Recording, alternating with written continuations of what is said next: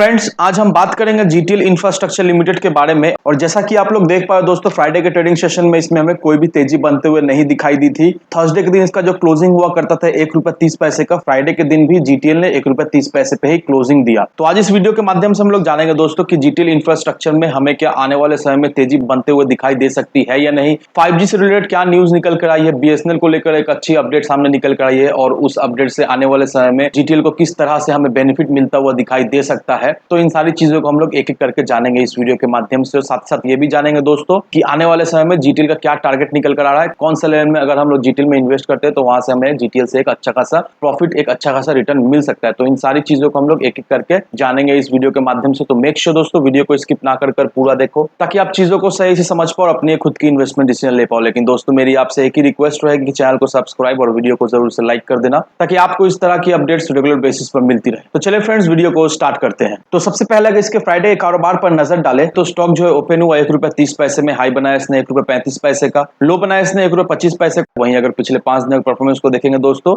तो पिछले 5 दिनों परफॉर्मेंस देखकर हम एक चीज तो समझ पा रहे हैं कि जीटीएल जो है वो अभी एक ही प्राइस लेवल में अभी अटका पड़ा हुआ है। ₹1.40 ₹1.45 का प्राइस लेवल में, इसी प्राइस लेवल के बीच में अटका पड़ा हुआ। इस प्राइस लेवल को जीटीएल हमें तोड़ता हुआ नहीं दिखाई दे रहा। तो काफी सारा भी इन्वेस्टर्स है जो लोग अभी देखा है तो जीटीएल में फंसे पड़े हुए हैं, हायर लेवल पे खरीद के फंसे पड़े हुए हैं। तो उन्हें अभी क्या करना चाहिए, अभी इस लेवल पे दैट मींस ₹1.30 ₹1.35 का लेवल पे जीटीएल में क्या फ्रेश एंट्री लेना चाहिए।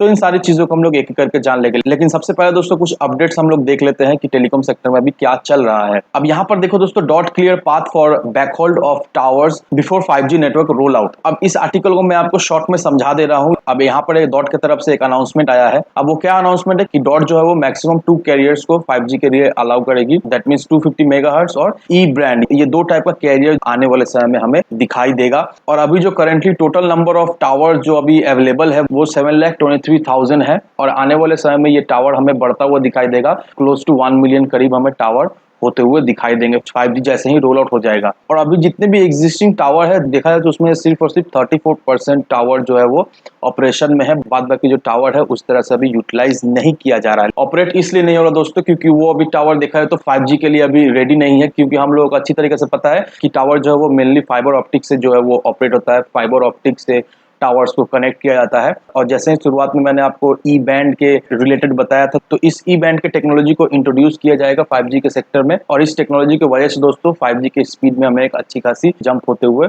दिखाई देगी। तो ये अनाउंसमेंट अभी डॉट की तरफ से किया गया है। वहीं अगर आप इस आर्टिकल को देखोगे दोस्तों, यहाँ पर बीएसएनएल और भारत ब्रॉडबैंड नेटवर्क इन दोनों का मर्जर करने के लिए गवर्नमेंट ने अप्रूवल दे दिया है, ऐसा टेलीकॉम मिनिस्टर का कहना है। अब दोस्तों आपको एक चीज समझना है कि बीएसएनएल और भारत ब्रॉडबैंड नेटवर्क का ये दोनों का मर्जर होने से देखा जाए तो हमें डायरेक्टली इनडायरेक्टली जीटीएल को बेनिफिट मिलता हुआ दिखाई दे सकता है, क्योंकि हमें अच्छी तरीके से पता है दोस्तों कि बीएसएनएल जीटीएल का क्लाइंट है। और इस मर्जर की वजह से दोस्तों आने वाले समय में बीएसएनएल की तरफ से जीटीएल को हमें अच्छा खासा प्रोजेक्ट मिलता हुआ दिखाई देगा, क्योंकि गवर्नमेंट ने देखो दोस्तों यहाँ पर 1.64 लाख करोड़ का रिवाइवल पैकेज जो है वो अनाउंस कर दिया है इन दोनों कंपनी के लिए। और आप लोग अच्छी तरीके से जानते हैं दोस्तों कि बीएसएनएल जो अभी 4G में जोरों शोरों से काम कर रहा है। बहुत सारे टावर्स लगाने का कॉन्ट्रैक्ट ऑलरेडी बीएसएनएल ने जीटीएल को दे रखा है। और बीएसएनएल अभी जिस तरह से एग्रेसिवली 4G को लेकर आगे बढ़ रहा है, नोट दोस्तों आने वाले समय में जरूर से जीटीएल को और भी अच्छा खासा हमें प्रोजेक्ट बीएसएनएल की तरफ से मिलता हुआ हमें जरूर से दिखाई देगा। तो देखा जाए तो इस मर्जर से डायरेक्टली इनडायरेक्टली हमें जीटीएल को फायदा मिलता हुआ दिखाई देगा। लेकिन ये मत समझो कि ये जो मर्जर का न्यूज आया है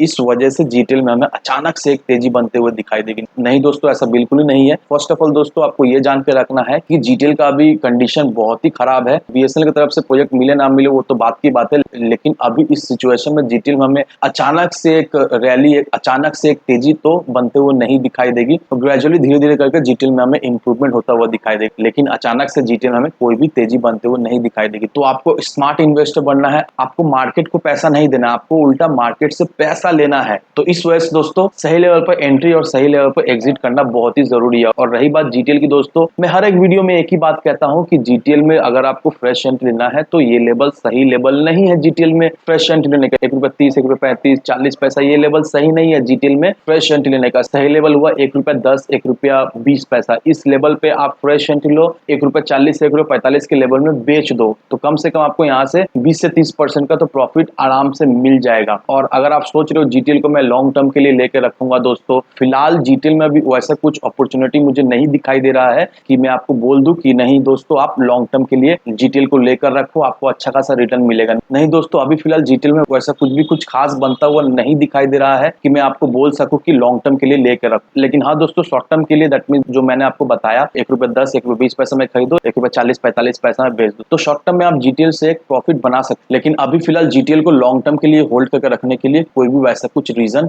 नहीं दिखाई दे रहा है। तो सलाह यही रहेगी दोस्तों कि शॉर्ट टर्म के लिए जीटीएल में आप ट्रेड करें, जो मैंने आपको बताया है, जिस लेवल पे एंट्री जिस लेवल पे एग्जिट करना है उस लेवल पे एंट्री और एग्जिट करें। और जीटीएल जैसे स्टॉक से भी आप प्रॉफिट कमा के मार्केट से निकल सकते हो। हमेशा याद रखना दोस्तों, मार्केट को पैसा नहीं देना है, उल्टा मार्केट से पैसा निकालना है। और ये तभी हो सकता है जब आप मार्केट को या जिस पर्टिकुलर स्टॉक में आप ट्रेड लेते हो उस पर्टिकुलर स्टॉक के मोमेंट को समझो। और मैंने आपको ऑलरेडी बता दिया दोस्तों कि जीटीएल में किस तरह से भी मोमेंट हमें बनता हुआ दिखाई दे रहा है, कौन सा लेवल में एंट्री और एग्जिट लेना है। तो इन सारे फैक्टर को कंसीडर करो, उसके बाद ही अपना एक इन्वेस्टमेंट डिसीजन लो। लेकिन दोस्तों मेरी आपसे एक ही विनती रहे कि विदाउट एनी डिटेल रिसर्च के बिना कहीं पर भी इन्वेस्टमेंट ना करें। वीडियो अगर आपको पसंद आए तो लाइक सब्सक्राइब जरूर करना। तो चलिए फ्रेंड्स, मिलते हैं हम अगले वीडियो में।